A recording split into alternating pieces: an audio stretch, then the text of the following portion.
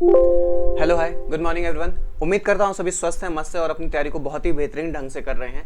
आज का अपना जो सेशन है मित्रों, आज का सेशन हम लोग बीते हुए 2 सप्ताह, जुलाई महीने में बीते हुए 2 सप्ताह में जितने भी करंट अफेयर के इंपॉर्टेंट क्वेश्चंस हैं उन क्वेश्चंस को आज आप लोग मेरे साथ इस सेशन में करने वाले हैं। सेशन आपके आने वाले एग्जाम्स के लिए बहुत ही इंपॉर्टेंट प्रूव होने वाला है, तो इसे शुरुआत से लेकर अंत तक पूरा देखिए और प्रयास करिए कि सेशन से संबंधित जितने भी प्रश्न आज हैं ये सभी प्रश्न आपको इसी सेशन में याद हो जाए।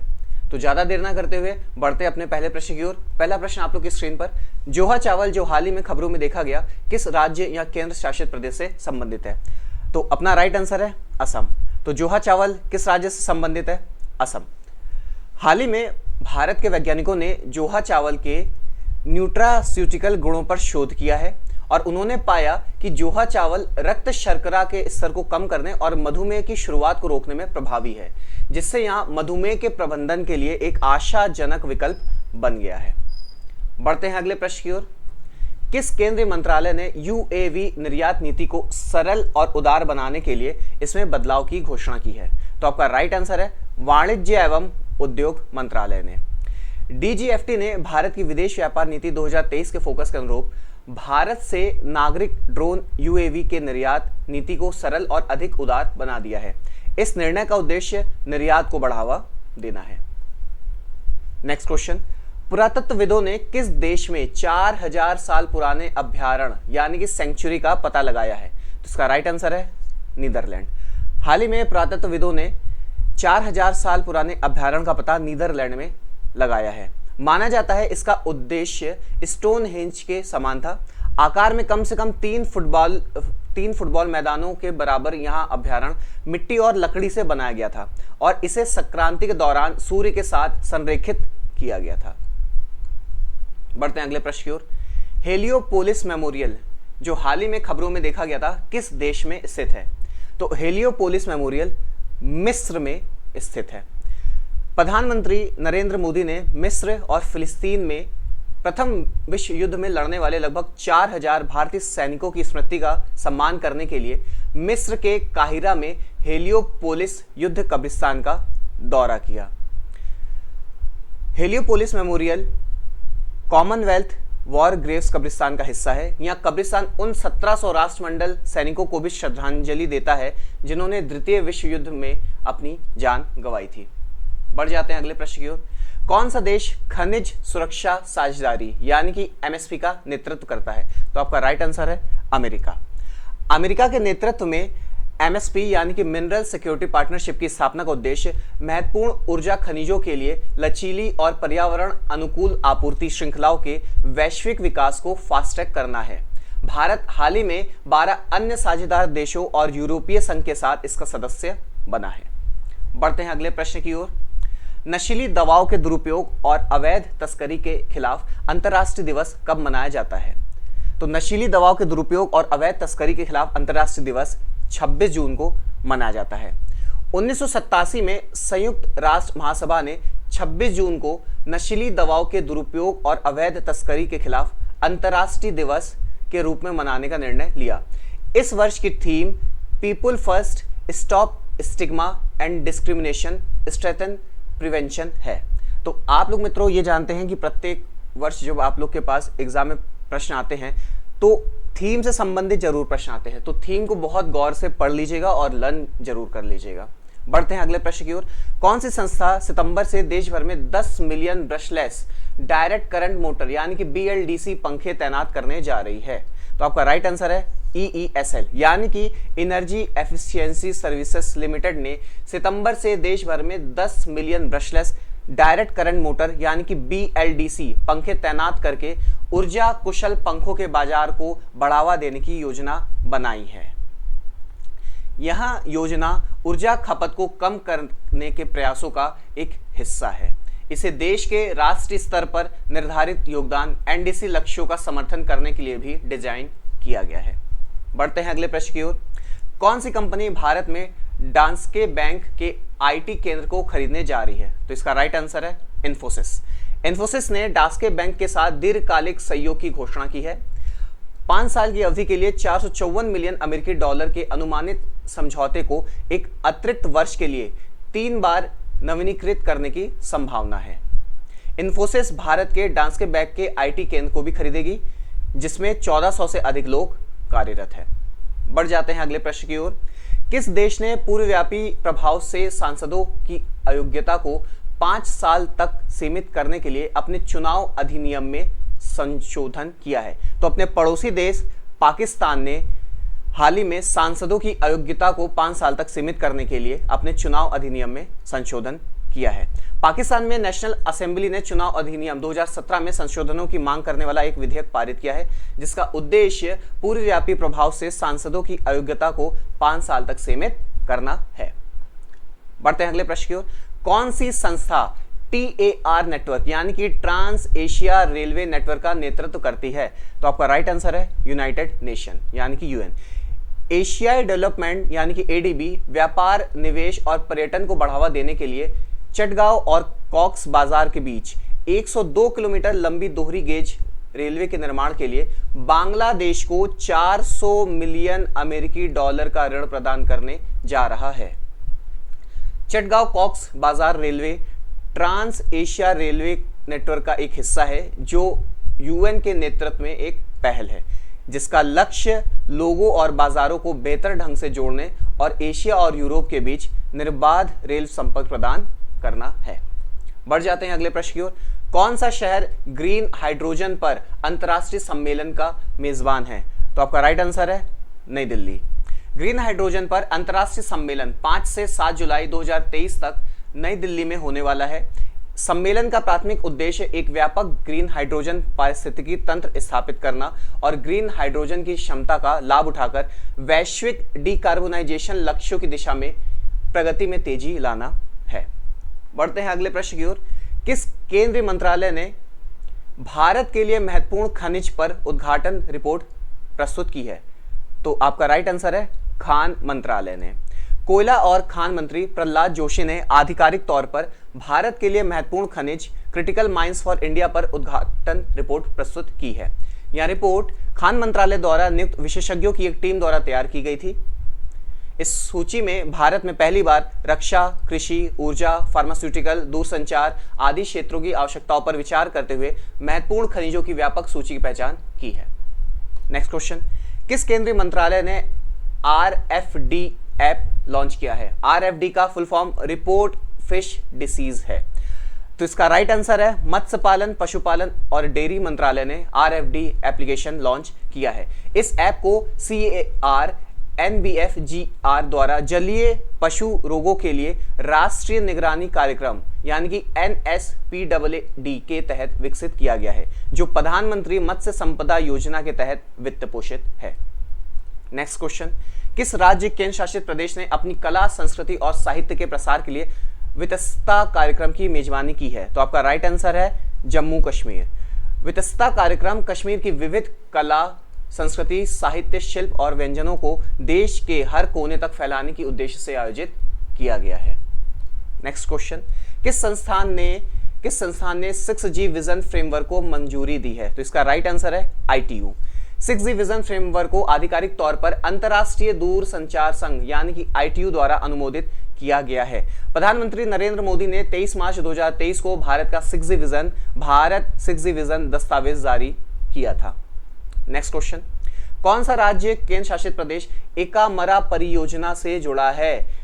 तो आपका राइट आंसर है ओडिशा। ओडिशा के मुख्यमंत्री नवीन पटनायक ने 280 करोड़ रुपए की एकामरा परियोजना की शुरुआत की, जिसका उद्देश्य प्राचीन मंदिरों के विकास के लिए उनकी सरकार की प्रतिबद्धता के हिस्से के रूप में भुवनेश्वर में 11वीं शताब्दी के लिंगराज मंदिर के परिवेश को बढ़ाना है। यहां 2019 में लॉन्च की गई एकामरा योजना एकामरा क्षेत्र में ऐतिहासिक भगवान शिव मंदिर के आसपास की लगभग 80 एकड़ भूमि को पुनर्जीवित करने पर केंद्रित है। बढ़ जाते हैं अगले प्रश्न की ओर। कौन सी संस्था फिनफ्लुएंसर पर एक परामर्श पत्र जारी करने जा रही है? तो आपका राइट आंसर है सेबी। फिनफ्लुएंसर वे व्यक्ति होते हैं जो धन, वित्त और स्टॉक निवेश के संबंध में मार्गदर्शन प्रदान करने, उपाख्यानों को साझा करने के लिए अपने सार्वजनिक सोशल मीडिया प्लेटफॉर्म का उपयोग करते हैं। हाल ही में सेबी के प्रमुख माधवीपुरी बुच ने बाजार में फिनफ्लुएंसर की बढ़ती संख्या और प्रलोभनों के बारे में बात की है। Next question. बिजली टैरिफ के प्रकार का नाम क्या है जिसमें दिन के दौरान कम टैरिफ और पीक आवर्स के दौरान उच्च दरें शामिल होती है? तो इसका राइट आंसर है डिफरेंशियल टाइम बेस्ड टैरिफ। सरकार ने अलग अलग समय आधारित बिजली दरों को लागू करने के अपने इरादे का संकेत दिया है, जिसमें दिन में 8 घंटे की अवधि के दौरान कम कीमतें और चरम बिजली खपत घंटों के दौरान उच्च दरें शामिल होंगी। नेक्स्ट क्वेश्चन, गुस्ताव क्लिम्ट जो द किस पेंटिंग के लिए प्रसिद्ध है किस देश से संबंधित है? तो गुस्ताव क्लिम्ट जो द किस पेंटिंग के लिए से संबंधित है, ऑस्ट्रिया से संबंधित है।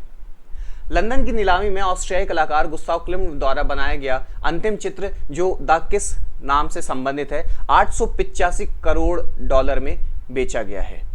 20वीं सदी के सबसे प्रभावशाली सजावटी चित्रकारों में से एक माने जाने वाले गुस्ताव क्लिम्ट की कैनवास पेंटिंग जो द किस 1907 और 1908 के बीच बनाई गई थी, इसमें दो प्रेमियों के आलिंगनों को दिखाया गया है। बढ़ जाते हैं अगले प्रश्न की ओर। कौन सा भारतीय सशस्त्र बल तरंग शक्ति बहुराष्ट्रीय हवाई अभ्यास का मेजबान है? तो इंडियन एयरफोर्स भारतीय वायुसेना तरंग शक्ति का मेजबान है। भारतीय वायुसेना तरंग शक्ति नामक एक बड़े पैमाने पर बहुराष्ट्रीय अभ्यास की तैयारी कर रहा है, जिसमें 12 देशों की वायुसेनाएं सम्मिलित होगी। इसका उद्देश्य भाग लेने वाली वायुसेनाओं के बीच सैन्य सहयोग को मजबूत करना और संयुक्त अभियानों में अंतर संचालनता और तालमेल को बढ़ाना है।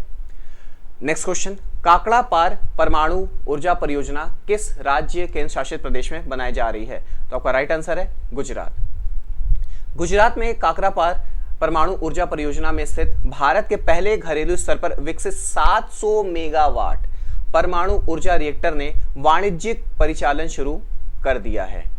काकड़ा पार में 700 मेगावाट के 2 दबाव युक्त भारी जल रिएक्टर का निर्माण भी हो रहा है। बढ़ जाते हैं अगले प्रश्न की ओर। रक्षा मंत्रालय ने INS संकुश के medium refit with life certification यानी कि MRLC के लिए किस कंपनी के साथ अनुबंध किया है? तो आपका राइट आंसर है मझगांव डॉक शिप बिल्डर्स। रक्षा मंत्रालय ने हाल ही में INS संकुश नामक सब सरफेस किलर श्रेणी की पनडुब्बी के लाइफ सर्टिफिकेशन के साथ मीडियम रिफिट के लिए मुंबई में Mazagon dock shipbuilders limited यानी कि MDL के साथ एक अनुबंध किया है। इस परियोजना की कुल लागत 2725 करोड़ रुपए है। Next question, national space mission for earth observation किस देश से संबंधित है? तो यहाँ ऑस्ट्रेलिया देश से संबंधित है। बजट की कमी के कारण ऑस्ट्रेलिया को national space mission for earth observation को छोड़ने के लिए मजबूर होना पड़ा। कार्यक्रम का मुख्य लक्ष्य महत्वपूर्ण पृथ्वी अवलोकन डेटा एकत्र करने के उद्देश्य से 2028 और 2033 के बीच लॉन्च के लिए 4 उपग्रहों के एक सेट का विकास, निर्माण और संचालन करना था। Next question, Subansiri lower hydro electric project किस राज्य में बनाया गया है? तो आपका राइट आंसर है अरुणाचल प्रदेश और असम। NHPC लिमिटेड ने सुबनसिरी लोअर जल विद्युत परियोजना के लिए बांध का निर्माण सफलतापूर्वक पूरा कर लिया है। 2000 मेगावाट की क्षमता वाली सुबनसिरी लोअर जल विद्युत परियोजना अरुणाचल और असम दोनों राज्यों में स्थित है। नेक्स्ट क्वेश्चन, किस संगठन ने ओजोन UV बुलेटिन जारी किया है? तो वर्ल्ड मेट्रोलॉजिकल ऑर्गेनाइजेशन यानी कि WMO ने ओजोन UV बुलेटिन जारी किया है। 7 साल के अंतराल के बाद विश्व मौसम विज्ञान संगठन WMO ने ओजोन UV बुलेटिन को फिर से शुरू किया, जो ओजोन परत की लगातार रिकवरी को दर्शाता है। वार्षिक बुलेटिन वैश्विक समताप मंडलीय ओजोन स्तर पर और पराबैंगनी विकिरण के संबंध में नवीनतम विवरण प्रदान करेगा। नेक्स्ट क्वेश्चन, भारत का सॉलिसिटर जनरल किसे नियुक्त किया गया है? तो हाल ही में तुषार मेहता को पुनः भारत का सॉलिसिटर जनरल नियुक्त किया गया है।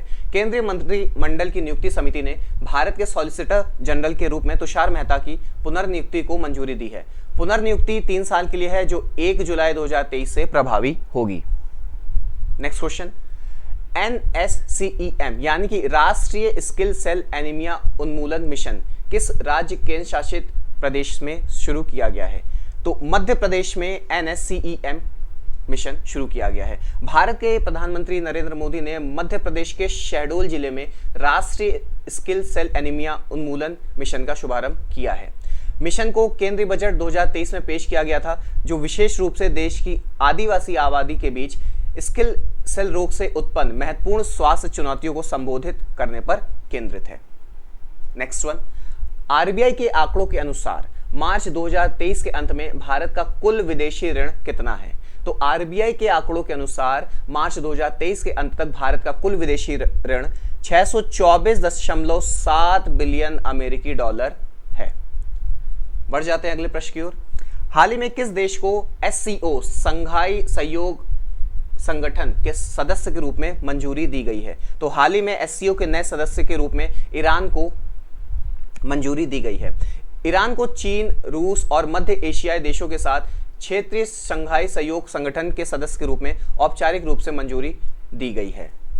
भारत द्वारा आयोजित संगठन की आभासी बैठक में ईरान एससीओ का पूर्ण सदस्य बन गया है। बढ़ते हैं अगले प्रश्न की ओर। Question number 30।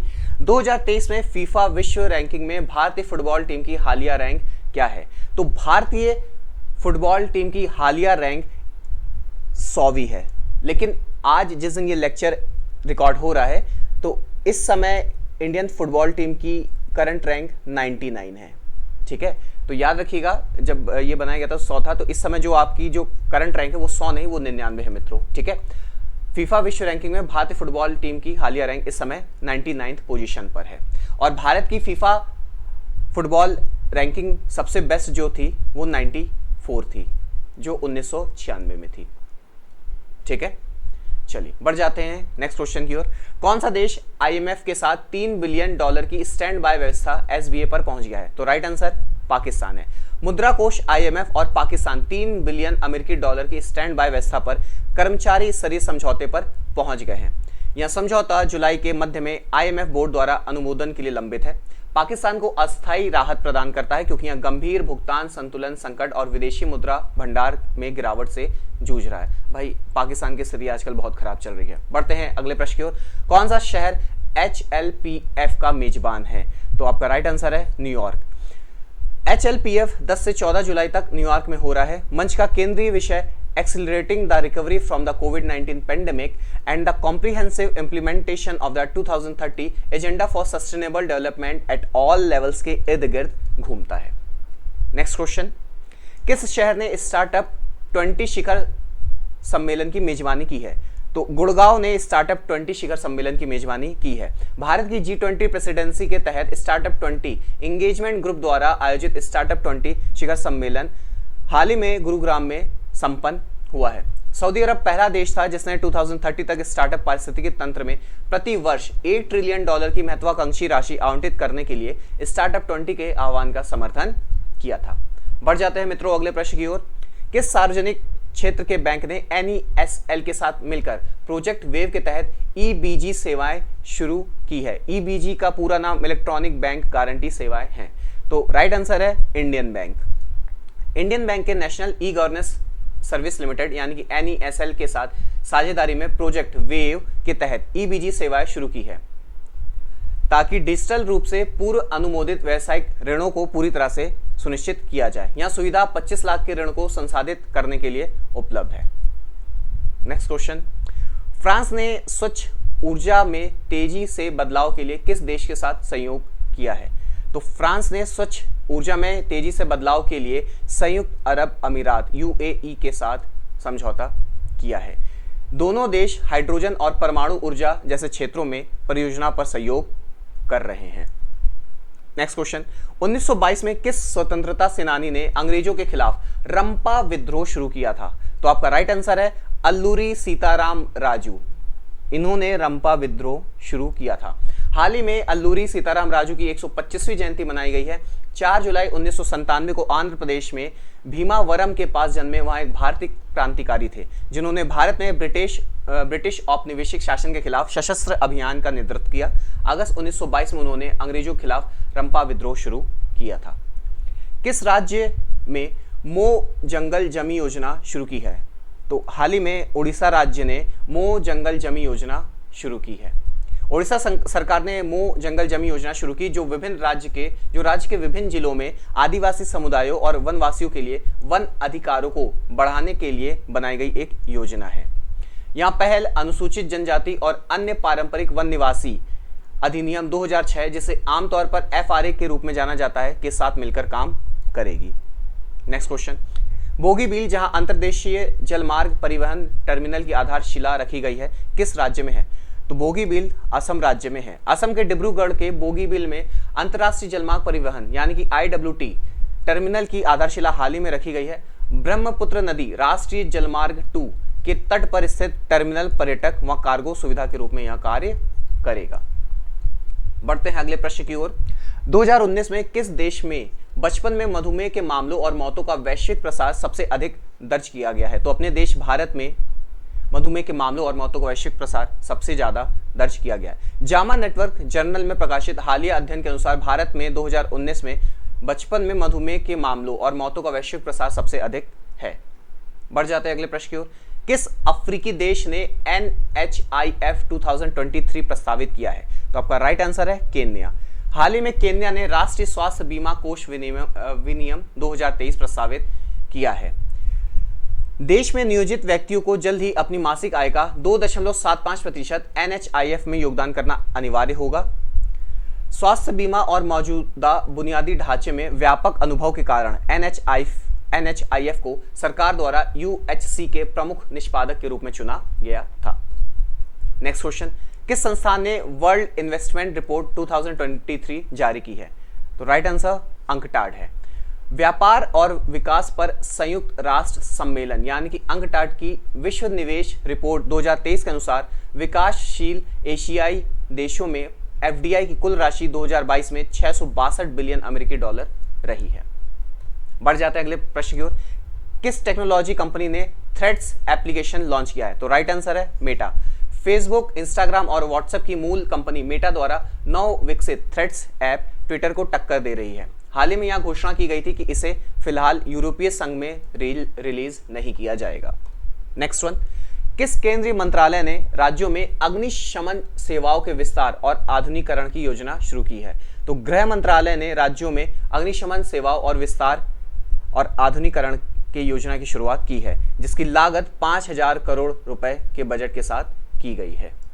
नेक्स्ट वन, हाल ही में आई एक रिपोर्ट के अनुसार संक्रामक रोगों के कारण प्रतिवर्ष कितने बच्चे और किशोर अपनी जान गंवा देते हैं? तो इसका सही जवाब है 3 मिलियन। द लॉसेंट जर्नल में प्रकाशित हालिया अध्ययन के अनुसार यहाँ पता चला है कि सालाना लगभग 3 मिलियन बच्चे और किशोर संक्रामक रोगों के कारण अपनी जान गंवा देते हैं। यह आंकड़ा संक्रामक रोगों से हर 10 सेकंड में होने वाली एक मौत के बराबर है। भारत, नाइजीरिया और पाकिस्तान में बीमारी का बोझ सबसे ज्यादा है। नेक्स्ट क्वेश्चन, भारत में prohibition of employment as manual scavengers and their rehabilitation act कब लागू किया गया है? तो आपका राइट आंसर है 2013। मैनुअल स्कैवेंजर्स के रूप में रोजगार का निषेध और उनका पुनर्वास अधिनियम 2013 को सभी प्रकार के मैला ढोने की प्रथा को खत्म करने और मैनुअल स्कैवेंजर्स के रूप में पहचाने गए व्यक्तियों के समग्र पुनर्वास को सुनिश्चित करने के लिए अधिनियमित किया गया था। हाल ही में इस अधिनियम के कार्यान्वयन का आकलन करने के लिए केंद्रीय निगरानी समिति की 8वीं बैठक डॉक्टर अंबेडकर राष्ट्रीय केंद्र में आयोजित की गई थी। बढ़ जाते हैं अगले प्रश्न की ओर। जेंस स्टोल्टेनबर्ग को लगातार तीसरी बार किस समूह का प्रमुख चुना गया है? तो राइट आंसर है नाटो। नाटो महासचिव अपने अनुबंध को फिर से बढ़ाए जाने के बाद एक और वर्ष के लिए नाटो का प्रतिनिधित्व करेंगे। महासचिव के रूप में स्टोल्टेनबर्ग का समय अक्टूबर में समाप्त होने वाला था, जबकि उनका कार्यकाल पहले ही 3 बार बढ़ाया जा चुका है। नेक्स्ट वन, कौन सा देश आर्टिफिशियल इंटेलिजेंस के खतरों पर UNSC की पहली बैठक आयोजित कर रहा है? आपका राइट आंसर है यूके। संयुक्त राष्ट्र सुरक्षा परिषद 18 जुलाई को आर्टिफिशियल इंटेलिजेंस AI के खतरों पर पहली बैठक आयोजित करेगी। बैठक में वैश्विक नेता अंतर्राष्ट्रीय शांति और सुरक्षा के लिए आर्टिफिशियल इंटेलिजेंस के संभावित खतरों पर चर्चा करेंगे। नेक्स्ट वन, DPDP विधेयक का अर्थ है जिसे हाल ही में कैबिनेट ने मंजूरी दी है। तो DPDP विधेयक का अर्थ digital personal data protection bill है। इसे केंद्रीय मंत्रिमंडल ने हाल ही में मंजूरी दे दी है। इस मंजूरी से आगामी मानसून सत्र में विधेयक को संसद में पेश करने का मार्ग प्रशस्त हो गया है। बढ़ते हैं अगले प्रश्न की ओर। जंजीबार, जहां पहला IIT ग्लोबल कैंपस स्थापित किया जाना है, किस देश में स्थित है? तो जंजीबार तंजानिया में स्थित है। तंजानिया के जंजीबार में भारतीय प्रौद्योगिकी संस्थान यानी कि आईआईटी मद्रास परिसर की स्थापना के लिए समझौता ज्ञापन पर हस्ताक्षर किए गए हैं। यहाँ भारत के बाहर स्थापित होने वाला पहला आईआईटी परिसर है। यहाँ से क्वेश्चन मित्रों पक्का बनेगा, कंफर्म है। भारत के बाहर स्थापित होने वाला पहला आईआईटी तंजानिया में स्थित है। बढ़ जाते हैं सेशन के अंतिम प्रश्न की ओर, लास्ट वन। कौन सा शहर meeting of space economy leaders under India G20 बैठक का मेजबान है? तो आपका राइट आंसर है बेंगलुरु। G20 की भारत की अध्यक्षता में SELM का चौथा संस्करण बेंगलौर में आयोजित होने वाला है। इस आयोजन का विषय towards a new space era economy responsibility alliance है। तो आज के लिए इतना ही। आज आप लोगों ने मेरे साथ 50 इंपॉर्टेंट प्रश्नों पर चर्चा की है। उम्मीद करता हूं ये प्रश्न आपको इसी सेशन के साथ याद हो गया होगा। लेक्चर को 1 से 2 बार आप लोग देख सकते हैं। 1 से 2 बार देखने पर ये होगा, पहले आप लोग नॉर्मल स्पीड में देखिए, बाद में इसको आप लोग 1.5x पर भी अगर आप देख लेंगे तो लेक्चर आपका रिकॉल हो जाएगा और आपको पूरा लेक्चर याद हो जाएगा। उम्मीद करता हूं सेशन आपको समझ में आया होगा। मिलते हैं आप लोग के साथ किसी अन्य सेशन में। तब तक के लिए पढ़ते रहिए, स्वस्थ रहिए, मस्त रहिए और बहुत मन लगा के पढ़िए। टिल देन, जय Hind, have a good day.